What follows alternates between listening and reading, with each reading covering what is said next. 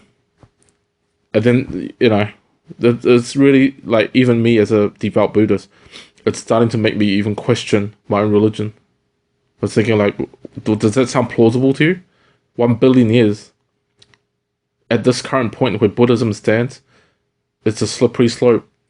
It's getting worse and worse. There are lots of people that have wishful thinking, oh yeah. Oh yeah, I can totally become Buddha. There's all these, we'll talk about the religious people. People that are taking it as a religion.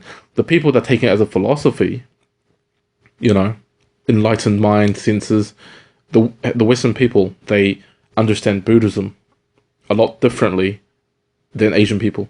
Asian people literally takes Buddhism as, oh yeah, Buddha's a supreme being. Oh yeah, we should worship Buddha. All this stuff. That's superstition right there. That is not what Buddha taught us. Why the hell should Buddha, give you money if you bow down to Buddha? Why should Buddha, cure your cancer if you were to offer incense to this Buddha? Medicine Buddha, this Buddha, that Buddha. There's millions of Buddhas out there. Millions, literally. According to the books. Now, there was only one way to put that to the test. Let's go to the events of April this year. My YouTube channel has just taken off. My old channel, my DJ MTB channel, has just taken off. Finally got 2,000 subscribers. Finally getting some income from YouTube. Ad revenue, if you will. It was going great. Until one day I came across a channel from southern Taiwan. These are cultists pretending to be Thai Buddhists. Yeah, they buy amulets. Yeah, they buy tuckroots. They wear them. But then what's going on? Why is these guys wearing a Christian cross? Oh, no. They're Christians. But they, at the same time, they suddenly believe, wearing these other, things from other religions will empower them and make them better, make them lots of money on YouTube. So they lie to people on YouTube. I called them out. I literally just can't stand it. I called them out. What was the way that I practice my Buddhism? I practice the Tibetan Buddhism of Yamantaka, which is demon slaying. Put in perspective, it's demon slaying. Now, there are lots of people out there thinking, hey, if you practice Yamantaka, you're an angry motherfucker. Yes, I'm pretty angry. I seem like I'm angry a lot of the time, but I'm not angry. It's just the effects that practicing that has on you. And it's supposed to use some, fierce energy to eliminate, your toxins. What toxins? Toxins of the mind. Differentiation, delusional thoughts, all that kind of stuff. Here's the problem. It's programmed me in such a way that I get agitated when I see cultists. I literally want to destroy them when I see cultists. It's just how it was. And so here's the thing. These guys also, one of them worships Lucifer, worships the devil. The other one worships demons. The other one, so he claims, he practices voodoo black magic. He likes to poison people. He likes to go to people's graveyards and dig up, random people's bones and, So he thinks he could summon an army of ghosts if he does that. If you're a scientific person, you'd think that's a load of farce. These people are just out of their minds. They're freaking crazy. They even got a YouTube channel too. Yeah, they've been doing this for quite a while. They benefit from other people's suffering. That's what they do. And I can't stand for that shit. Honestly, I can't stand. I just can't stand that. It's just not cool, right? So here comes the question. It doesn't matter if somebody practicing Hinduism, practicing Kali to kill somebody. Supposedly that's what they believe in. Or the Agoris, they believe that. It doesn't matter if you're Tibetan Buddhist and you practice Yamantaka, you're supposed to kill demons. At least that's what the doctrines say anyway. And Tibetan Buddhism is supposed to be the one hard road shortcut to becoming a Buddha. What exactly is a Buddha? It's just somebody who doesn't have any differentiation, any delusional thoughts, and any attachment. If they can fulfill those three categories and they don't have that, technically they're Buddha by definition. It doesn't mean... See, here's the thing. If you're a Westerner, you say, oh yeah, if you embody these three things, it will make you Buddha. Yes, it will. But to an Asian person's understanding, they think that a Buddha is supposed to be somebody who has an afro, wears a robe, all looks the same, have some divine power, invincibility, etc. Almost like a Marvel superhero. They'll have to sit on a lotus petal and fly around, and then they just sit in space somewhere for hundreds of millions of years debating, and then they get really bored and just sit there. That's what Asian people think about Buddha, and quite frankly, I don't think that's what Buddha's about. I've questioned that. I have every right to question that. There's so many people out there saying, oh, no, but you can't question Buddha. Oh, no, but you can't say bad things about Buddha, otherwise you'll go to hell. There's so many different levels of hell that's too scary. You just can't. Has anybody ever thought how implausible that is? If Buddha has no attachment, has no differentiation, and has no delusional thoughts, why would he give a shit if you said anything he doesn't like? Doesn't that sound like control to you? And why would Buddha want any control? Buddha is saying, hey, you gotta let go. Don't control. That's what he's taught, supposedly. I got another problem. The questioning of all religion. Who was there with a camera to film the whole process of Buddha? Nobody. In the story of Shakyamuni Buddha, at one stage, his brother apparently tried to assassinate him many times. He's been compassionate. He forgave him every time. The last strike was when he tried to give a hug to Buddha, but he actually tried to stab him with a dagger. In the scripture that says that the ground crackled open, he fell into the depth of hell for all to see. Did that really happen? Did it? Who was there with a camera to prove this actually happened? Nobody.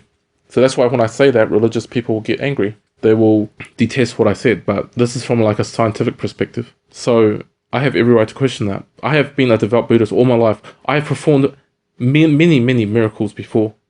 But the fact that I'm able to perform miracles for being somebody who's just a 32-year-old, that doesn't that make you question what's really going on around you? Why is this possible? And how about the day my third eye opened? How to explain that? The day my third eye opened out of all these concentrated practices. Do you guys have any idea how many times I have to chant a freaking mantra as a Tibetan Buddhist? Hundreds of thousands of times. How much focus does that require to drive out all your other thoughts, and you just got to focus on this one mantra over and over and over. You keep drilling it, like doing pull-ups, like doing press-ups, you know? It's like that. And eventually my third eye opened. And when it did, it wasn't pleasant. It honestly wasn't.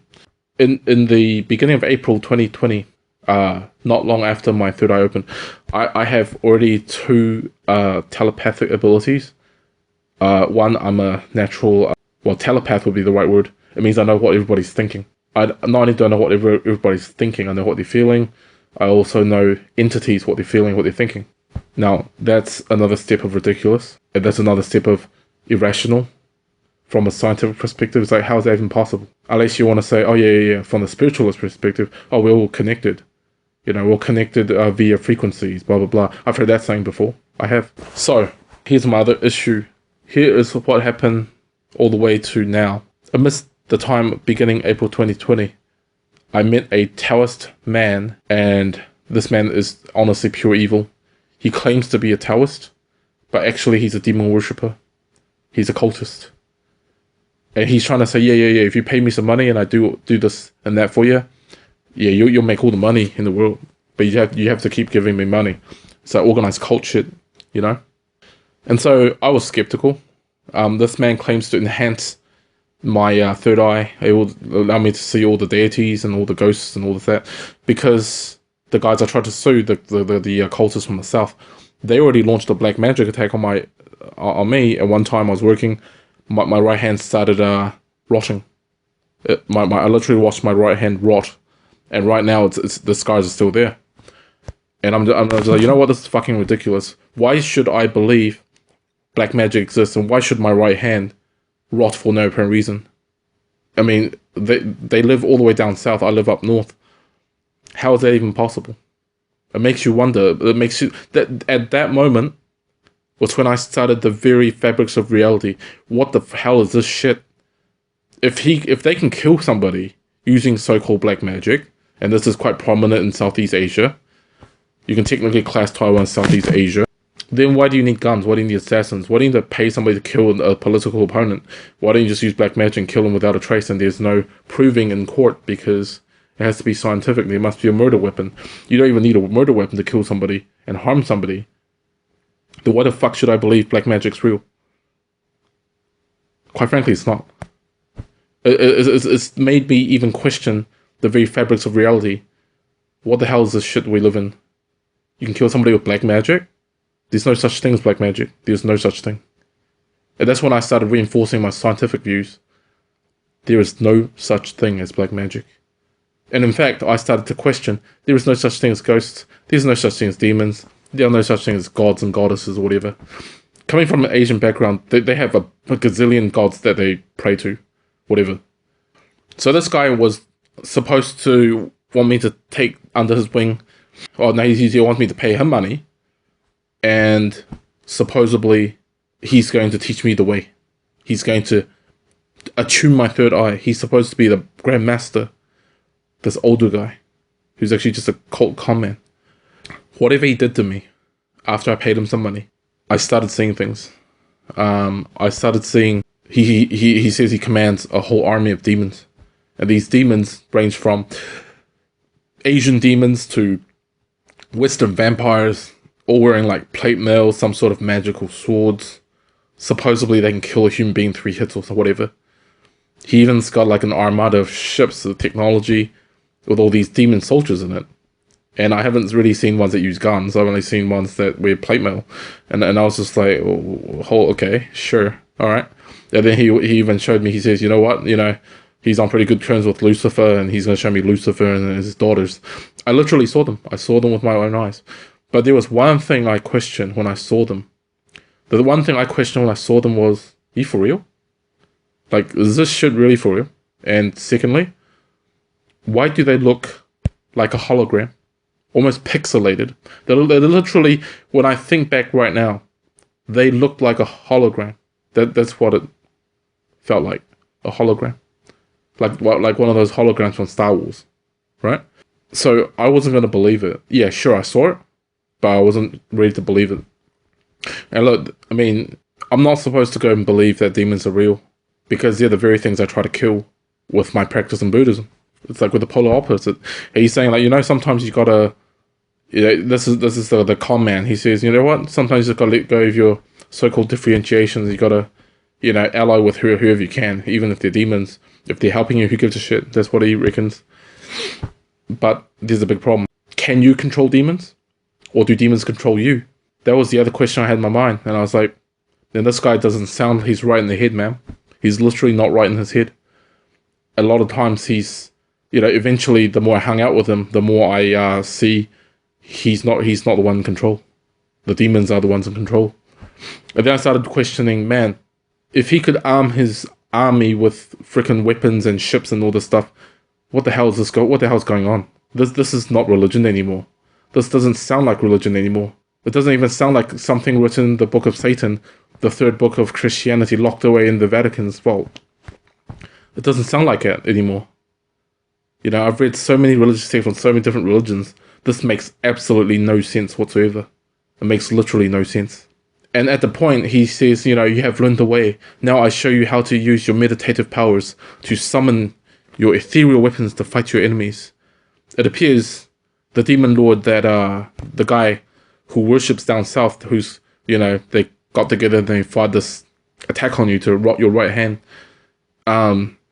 We have to open your third eye more, so now next time they do an attack to you, you'll be able to see it coming.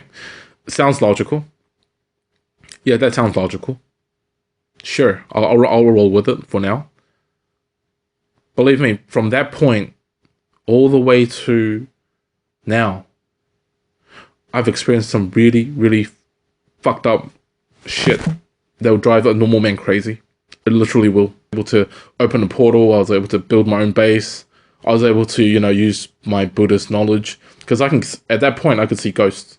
I could literally see spirits and ghosts, deities, gods, you name it. I could see everything.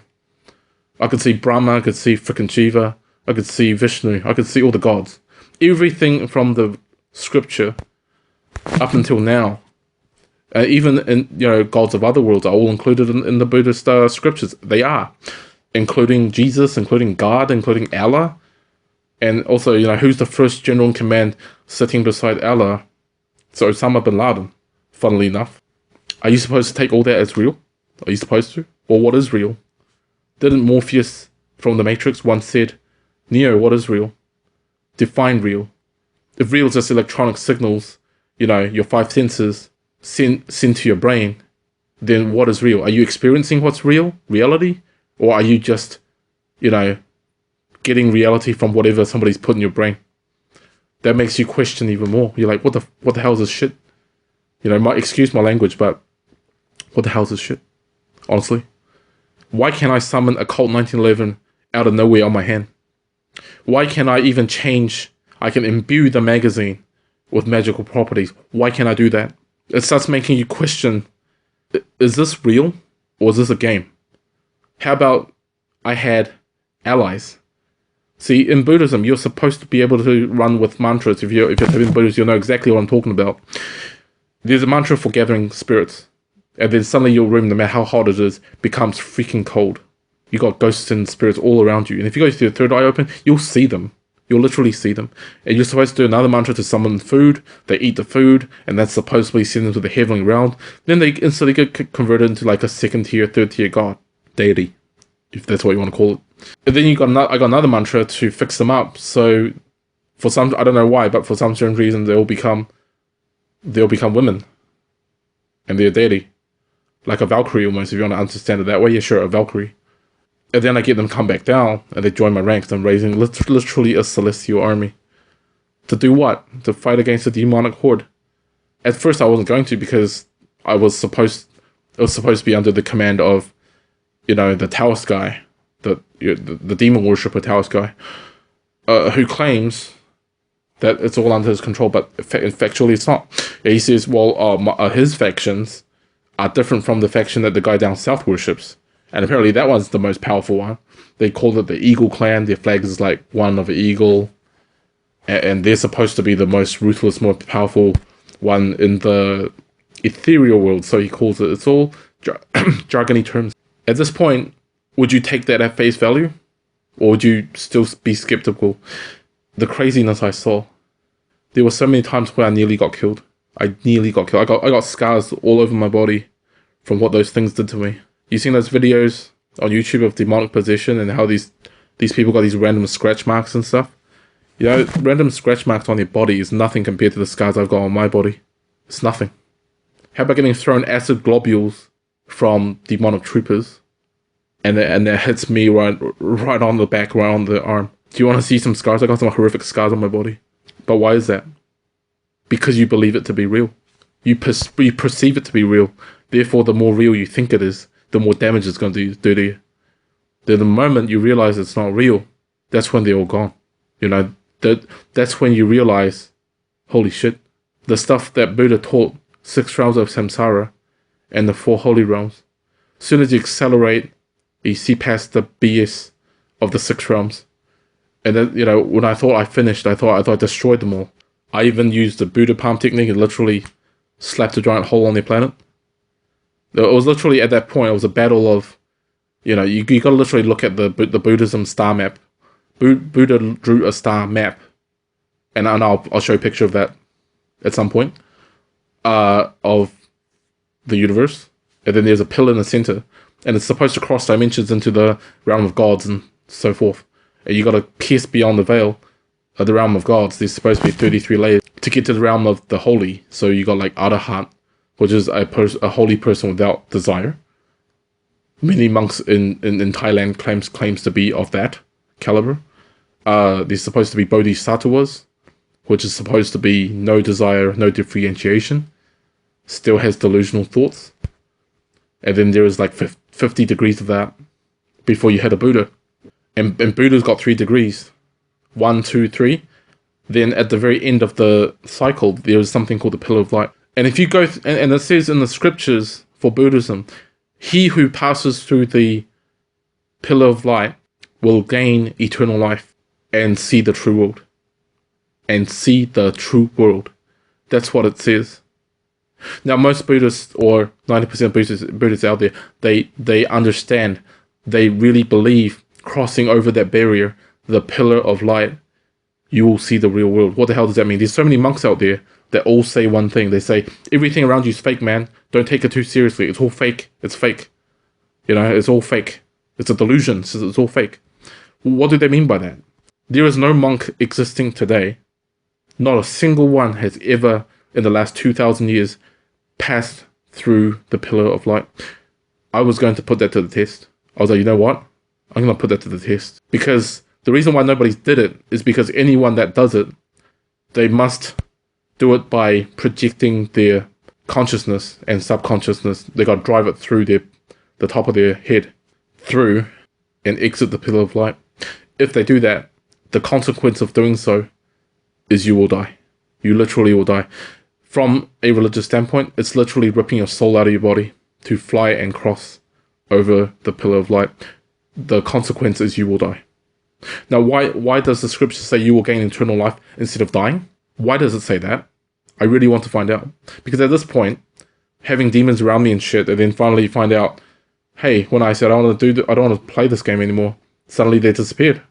No demons, no nothing. They can't hurt me anymore because I realized they're all fake. They all faded away like a bunch of pixels. I was like, what the hell is this? Is this a VR game? I started questioning my own reality. Is this VR? Virtual reality? And at that point, somebody came out from my closet. They weren't inside my closet, they went through my closet. And they come talk to me and they said, hey, did you figure it out? I'm a person on the outside playing this game with you to see when you're going to wake up. But there are degrees of waking up. And at that point, this person was trying to tell me, you know what? I'm going to take you to a place if you're keen to come have a look. And I was like, yeah, I don't mind. Sure, why not? See, it's really disheartening because at one stage when I was trying to walk home from work, how would you like to walk every 2 steps and suddenly have a horde of demons over there waiting for you and they're all trying to kill you? Every 2 steps you take, they're trying to kill you. You got to fight your way back home. I had to go through that. I had to fight millions. At one point, I had to fight, 300. I thought, 300's okay. That's not too hard. It got ridiculous. When I came out of the subway, I was just like, holy shit, is this like Constantine? This is worse than Constantine the movie. This is worse than Helsing the movie. It's going to drive any normal person mad. It literally is. And it's like, oh, holy shit, there's millions of them. And they're right out there during the brighter day. You're trying to fight through hordes and hordes of them. You're trying to protect your own people, your own soldiers. They're getting hit. Some of them dying. You can see the freaking chest melting and freaking the rib cage. Able to heal them up using Buddhist mantras and other things, etc. And all this, if you take it at face value, whatever's been driven into your cerebral cortex, you take it as real. It's literally going to drive you mad. It's a good thing that eventually, when I started piecing together the puzzles and breadcrumbs, I realized this is fake as fuck. And I keep telling myself this is fake, man. Why would they be pixelated? Why the hell would... Then eventually I was just like, okay, alright. So they said, congratulations, you've reached our Arahant level. Would you like to continue? Now you're in the 4 holy realms. I'm like, 4 holy realms? Already? And they said, hey, look, some Buddhas want to talk to you. And, long story short, it's Amitabha wants to talk to you. Who's Amitabha, you say? Amitabha is the one most famous Buddha who's supposed to be the owner of the Lotus, Pure Land, whatever you want to call it. And every Asian person wants to chant Nama Amitabha until they die. And then they think that's the heaven they'll go to, where they will learn how to become a Buddha as an 8th degree Bodhisattva. See, at that point, I had already been like, so what's up? And then apparently I got a telepathic message from the Dalai Lama himself. And the Dalai Lama said to me, hey man, I've been watching you for a long time. We've got a problem. And of course you've been on the internet, so surely you know what this problem is. And we know you're the last demon slayer of our time, because that's what I advertised myself as on YouTube. Maybe the Dalai Lama did see it. He said to me, we need you to kill Dorje Shugden. And I was like, what? Dorje Shugden? You mean the one that... You're the 13th Dalai Lama. The previous 7 couldn't kill him. What makes you think I can kill him? And he said, well, you can kill him because you got something that we don't have. There's a... What's it called? There's a Buddhist technique that's... it's like... what's the way to say it in English? It's like a void trap. Think of it as a void trap hole or void trap. That's like the best way I can put it. It's when you pulse your... See, I'm telekinetic, right? You pulse that telekinetic wave out, and whatever entity's caught in it literally can't get out. And then you can do whatever you want to them inside there, assuming you set the parameters yourself. That's the best way I can describe that in English.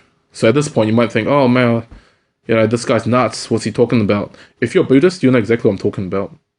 And there are so many Buddhists out there that have taken all this stuff at face value. It's ridiculous. It's literally ridiculous. You're taking this stuff at face value. Because at this point, I'm already thinking, you know what?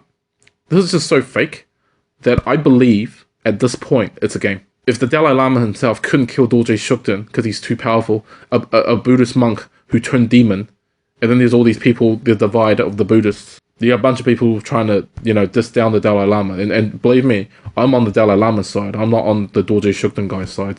And I literally said, okay, you know what? The Dalai Lama's given me a holy mission. I got to do it. I believe he is a very highly in tune, holy, monk. So surely, if he wants me to take care of this problem, and I'm just some guy doing Yamantaka, I should be able to take on Dorje Shugden. There must be a way to take him on. I can't do it the right way. You got to do the sugar mantra. I always have trouble pronouncing that. It's really long. It's sugar something mantra. It's the longest mantra in the Buddhist scriptures, and it's supposed to be the most powerful demon killer. It's supposed to combine the power of all deities, all Buddhas, all gathered together with an energy blast attack, whatever, if that's the way you want to understand it.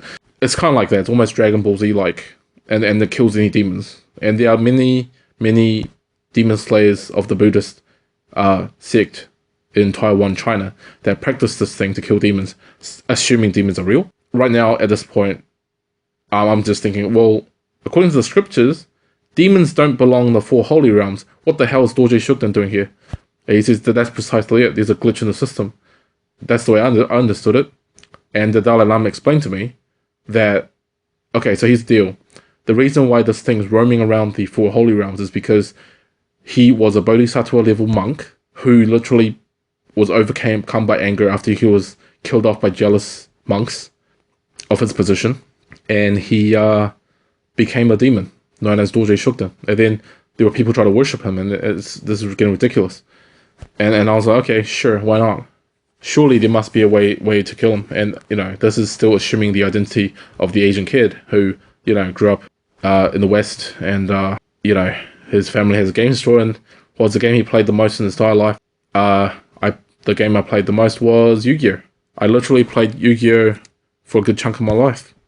I even played Nationals at one stage. And what was the deck I played the most? Exodia. And I was like, you know what? Exodia is like literally the way to win, to cheat, to win. And I literally had set up this void field because you kind of have to get creative to defeat demons using the void field technique that supposedly only a few people know. In conjunction with the telepathic pulse, of course. It's got to all add together. So I literally set a system. And I said, you know what? If this is a game, then surely I could program it. And you know what? I called up a console, and I said, what the hell's going on? Why does reality suddenly have a command console that I could see with my eyes? And I'm just like, what the hell's going on? And I started programming it, and I was like, why do I move my fingers? And I can start typing in commands on this virtual floating keyboard in front of me, and I was shocked. So I programmed the parameters. If there's any more things that wants to challenge me, and I will literally interpret it as, are you trying to challenge me to a duel? And if the answer is yes, and it's to the death, they literally will get stuck in this is like holograms, you know? It's literally going to appear like the show. They're going to be stuck in my Yu-Gi-Oh! Game. As funny, as stupid as that sounds. A children's collectible card game to defeat all demons. How freaking stupid is this? I rigged my deck. I had the rules written up on the screen behind me. So it's a fair fight. Because demons don't know anything about Yu-Gi-Oh! And I literally used the world tournament rules. If you play more than one monster card, because this is the thing, they don't fight fair. Demons don't fight fair. They come at you in the millions, a huge army. And I say, you know what? When you get sucked into this game, you know what's going to happen? You literally are going to get shrunk. You're going to be the commander guy's the guy playing me. His entire army's being compressed and turned into a deck of Yu-Gi-Oh! Cards. You got 1 million guys trying to come after me with battleships or whatever. They literally get converted into a huge stack of Yu-Gi-Oh! Cards. And yeah, it is a fight to the death. So if any of our life points get reduced to 0, we literally will die. And so will they. It is a game of death. Through a children's collectible card game, as funny as that sounds. But why do I always beat them? Because I cheat. Why do I cheat? Because you're an idiot if you don't cheat. Demons aren't going to fight fair against you. So therefore you're not going to fight fair against them until you'll beat them every time. And they don't know why. So it's like, okay, I'll let you start. But I already have 5 pieces of Exodia in my hand. In other words, I'll just have to reveal it anytime I want. And then you lose automatically. So then here they come. Millions and millions of demon armies getting destroyed by a children's collectible card game. How funny is that? And it just sort of demotivated them to the point they don't want to challenge me anymore. So I was like, yep, this is a cakewalk. Now, you know, I've even taken out, you know, Dorje Shugden using the same method, except I used an online invite. Since this is a game system, surely, you know, Dorje Shugden is just another player. That's what I thought. So I was like, you know what, I'll invite him. If he declines, then he automatically forfeits. If he forfeits, he gets destroyed automatically. That's the way I set it. And also removed from the game, just like the card game. And surely enough, he's heard my fearsome reputation of destroying hordes of demonic army. And we're still talking about game parameters, by the way, guys. We're not taking this literally. He declined, and he died automatically. I didn't even have to fight him. And so I fulfilled the Dalai Lama's wishes. I literally slaughtered and killed Dorje Shugden in the form of a children's collectible card game. And after defeating him, he became a card in my collection. I don't even want to do this shit anymore. I don't want to play around in the Bodhisattva realm. I was supposed to be like a 10th degree at that point. I was like, yeah, I don't want this shit anymore. So then, this helper from the outside was telling me, hey, you just accelerated all the way to the top of the Bodhisattva level, 50th degree. The Buddha light on the back of your head, the radiance is shining brightly and radiating. Even demons don't want to get anywhere near you. The light's too powerful and they just back away. When spirits and ghosts are looking at you, they're all bowing down to you because you're like, holy shit, this guy's a saint. At that point, if you're 50th degree Bodhisattva, literally you can be classed as a saint. According to Buddhist law, of course. I really don't want to go any further than that. I don't even want to do this. I just want to get to Buddha level, I suppose. And I thought, yeah. So I had to pass the final test to get to Buddha level. And this is three degrees of Buddha. You have to pass the test of the Diamond Sutra and the Heart Sutra. You must appear before the Council of Buddhas and tell them exactly what each verse truly means in debate. At this point, if I close my eyes, I could see Buddhas all around me on their lotuses. And they were all like, alright, you got the book. Please begin. Please start deciphering each line and tell us. And we'll tell you if we agree with you or not. And if we agree with you, you get to the next stage. Surely enough, I have fully deciphered the Diamond Sutra and the Heart Sutra book, which normally would take other people thousands of years to and repetitive lifetimes to decipher. I literally deciphered, and they all said, wow, this guy used some pretty not very intricate words, but he did produce the real meaning, and he passed the test. Congratulations, you are Buddha now. 3rd degree. And at that point I was like, okay, sure, I'm a Buddha, yay, what do I have to do now? They said, now you got to recruit 1 million students, and then you got to teach them your way. And of course, since you were already a Buddha before, some time ago, your old students are here too. And I saw them. Surely enough, I did. But then I was thinking like, wait, what? Why? Why do I have to recruit 1 million students? At this point, I was still getting harassed by the Taoist con man, who literally was... I know he was the one sending waves of demons at me, trying to attack me and trying to like blackmail me for money. I was just not having any of it. Literally, I was not having any of it. It was up until the stage where he hurt my cat. He hurt my cat. And I was like, you know what, I had enough of this shit. I literally telepathically bursted out a huge message warning for everybody. I was like, you know what? I'm starting to remember everything. I'm the guy that made this game. And I'm starting to remember what's going on. And I suddenly got this name in my head. And I'm pretty sure that my wife from the other side whispered that to me. I said, I'm Dr. Rick Kusanagi, the CEO of Kusanagi Games, as well as scientist. You all can get the fuck out of my game, or I will destroy you. Every last one of you. I've had enough of this shit. Seriously. And I finally remembered why all of them are here. All of them are here. After I get out, I would know the truth even more. But there are layers of truth, like I said. At this point, many of them said, what? You figured it out? We're all just players trying to dick with you. Some of them are guys from the company. Some of them are voluntary players. But most of the other guys, they're ex-cons or they're death row convicts, all put in the game because they don't know how to be a human being. They got to go through the Buddhist. They don't even have to be Buddhists. They could be different religions. As long as they learn how to be a good human being, then eventually they'll get let out. That's why the game exists, is to get these, death cons, ex-convicts, a chance to learn how to be a human being and behave properly as a human being. And then once they can be rehabilitated and put back in society. The problem is, it doesn't matter how many times you die reincarnated, you get reshuffled your identity every time you die in this game. You start to forget who you are. You start to really forget who you are. That's a scary thing. You start to forget who you really are. And that's the problem with the game. And this game got so ridiculous. What is the year outside? The year outside is the year 2339. What is the year in this simulation, this game, 2020? When was this game made? 2138. It was made in the year 2138. So up until this point, we'd have to debunk the timeline and say, well, how do you know it's the same timeline? Because the person talking to you right now, the Asian kid, is also the same person, the same professor, the doctor, Rick Kusanagi of 2339. It's the same person. Well, what do you mean it's the same person? Are you trying to tell me that he's your higher self? Yeah, in a way. In a way, he's my higher self, sure. Why not? But there's a reason why we're the same person, because I had been asking around when I woke up. How did I wake up? In the very end, I was done with everything here. I was just so done. I said, you know what? I'm going to do what nobody would ever attempt, which is to forcibly drive my consciousness out of my body. And at this point, I was really convinced what's really going on. If this is a VR session, and this is the year 2339, what the hell's going on outside? I really want to know what the hell's going on outside in the real world. I must know the truth. And only the truth matters. Only the truth will set you free. I don't care what's going on here anymore. I want out. And this is when my wife is the only one trying to guide me here. My wife from the outside. Funnily enough, this person's actually somebody I met last November in Thailand. This woman, who's supposed to be my wife in 2339.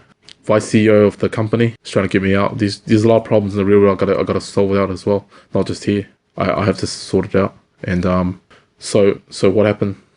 Basically, I looked at the diagram. I looked at the star map diagram that Buddha drew. You can find that picture online anywhere. I said, you know what? The shape of this thing looks really, really odd. And I kept panning back, holding back my phone to look at this picture, and I said, why does this look like a cable?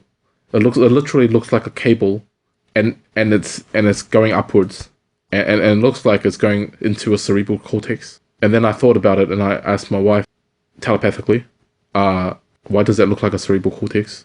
And then she said again, so the genius has figured it out. You're right, it is a cerebral cortex. It is a cable plugged into a cerebral cortex. And then I said, well, it's very clear at this point, isn't it? If it's plugged into a cerebral cortex, then isn't it safe to say, why does Buddha say, when the one that crosses the pillar of light, and why does Buddha say the one? He didn't say 2 or 3 or 4 or 5, he said the one. The one who crosses over the pillar of light will gain entry to the real world and gain eternal life. What does he mean by eternal life? Is there such thing as eternal life? Is there? We're about to find out. At that point, I could care less about being alive because all the bullshit's happening around me. And I was like, you know what? Fuck it. I'm going to meditate. I'm going to forcibly drive. See, there's a technique in Tibetan Buddhism where you open all chakra points and you forcibly use their energy to drive upwards to rip out your own soul and eject upwards. Literally eject upwards and charge. And she said, we're going to get a flashlight right now and shine it on your eyes a couple times. If you see that flash of light, that's where you got to go. But you got to go straight up. You don't want to go to the eyes. You want to go straight up to where? Your cyber brain. You heard me. The cyber brain. And at that point, because I've seen Ghost in the Shell heaps of times, the movie, the series, I've seen all of it, I was like, are you kidding me? It's all very clear now what the future is like. It's very clear. Cyber bodies. Cyber brains. And after I drove it out of my body collapsed on the ground. I was literally dead. My heart stopped, my breathing stopped, but my consciousness, my consciousness went upwards and went into my, let's just say my mind or my soul, literally went through the cable and went into the cyber brain. And I had to hold it there for at least 10 minutes while they pull out the cable at the back of my head, the back of my neck. Why is that cable connected in the back of my neck? Plus a VR helmet? That's a good question. If you are to die with that cable connected, you really will die. There's no coming back. You really will die. Or if somebody severs that cord from the back of your neck, you really will die. But at that point, I know if I don't go back into the game, then my body inside the game will die. And if that happens, you know, what am I supposed to do with my mum who's sick in the game? She's probably not even real. But I can't do that. I just can't. But at that point, I was like, yep, he puts the VR helmet back on my head. My mission's not done. I got to go back in. I have to go back in. You know, this cool. So I went back in, but no cord in the back of my head. VR's back on my head. I'm at a point of being a voluntary player now. It means I can log off any time. But my limitation of logging off in the beginning was 10 minutes. 10 minutes was my limitation. Eventually, I was able to practice to the point which I can log off without actually holding my breath. I don't have to drive my consciousness where I've already made a connection. And at one point I was like, you know what? We got to stop using this VR helmet. It's really limiting. How about we make we make the connection wireless? So I went back to the real world. I used what 10 minutes I had available each time I had a session of going back to build a wireless system. And I did. It was literally an antenna poking out the left side of your neck, right? And so what I was able to do after that, at that point, I was able to log off by just closing one of my eyes. And then I could see what's going on that side, and that side activates. Well, I close both of my eyes, giving me full motor controls so I don't shamble around slowly, you know. And at that point, with practice, I was able to divide my consciousness, maybe 50% over there, 50% here, sometimes 80% there, 20% here. I could distribute it however I want